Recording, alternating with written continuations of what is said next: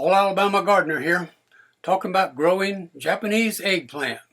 In this video, I'm going to show you how I grow Japanese eggplant.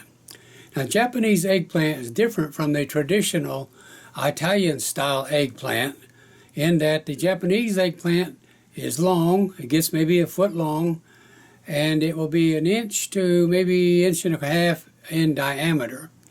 And the flavor of the Japanese eggplant is much milder than the Italian eggplant, and the seeds are much smaller. And then I'll talk a little bit about a pest called the flea beetle that attacks the eggplants, and I'll show you a little bit how I control that beetle. And then we will cook some Japanese eggplant. We're going to make a little dish called tempura. So here's our timeline on planting, transplanting, and growing.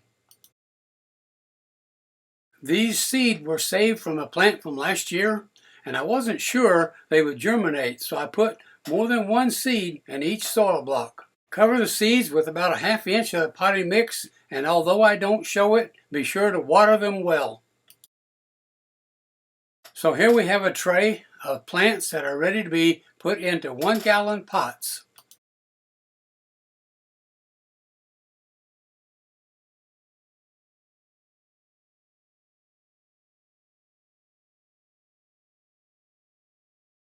Into the planting hole, I'm adding some dried leaf comfrey, some white powder, which is an organic fertilizer I mix up, some earthworm castings, some compost, some azomite, and some 1313 fertilizer.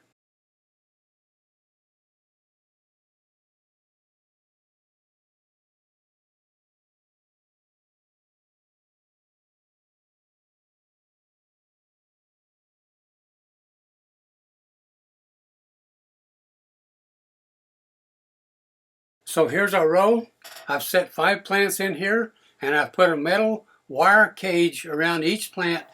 I'm going to point to a small black beetle, not much bigger than the head of a straight pin, and that is called a flea beetle.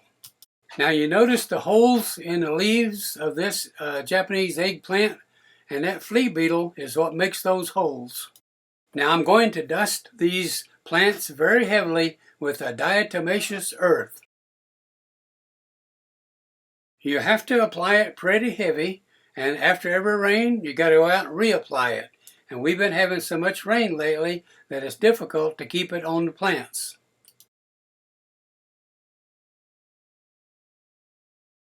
So the eggplant has a beautiful little purple flower, as you see here. So if you kept the flea beetles under control, you did your watering and fertilizing, in about 90 days, this is what you should have. So let's pick us a couple. We go in the house and we get started cooking.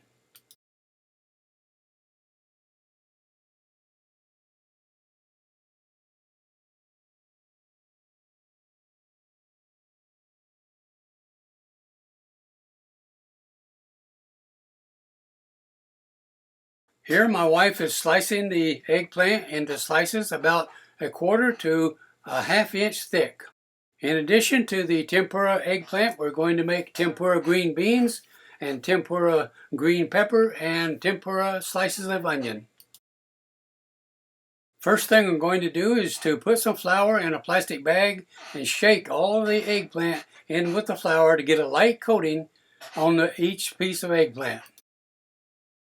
Now we're going to put 3/4 of a cup of water in the bowl. Then we're going to add a ½ cup of all-purpose flour. Add a ½ teaspoon of salt.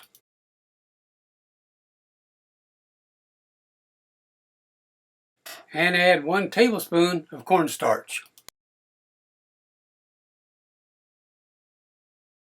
Mix that all together pretty well, and then you have a light flour batter for your tempura. Dip your eggplant or whatever you're using as tempura into the batter, stir it around good so that everything gets coated, and now we're ready to go into the skillet.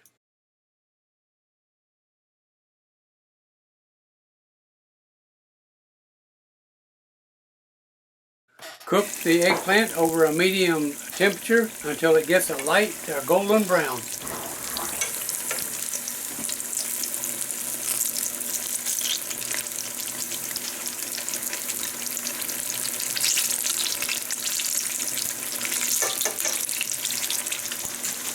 Place it out on a rack to let it cool a little bit. It's best to use a rack like we're using here. If you put it out on a plate, it's going to get soggy.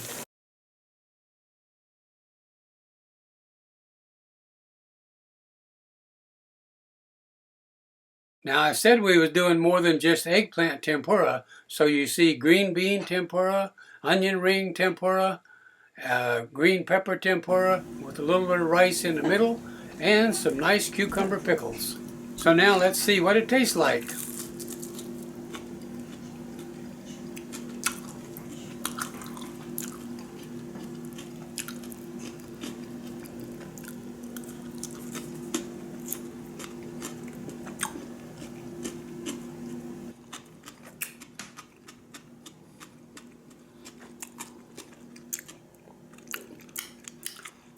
That's good.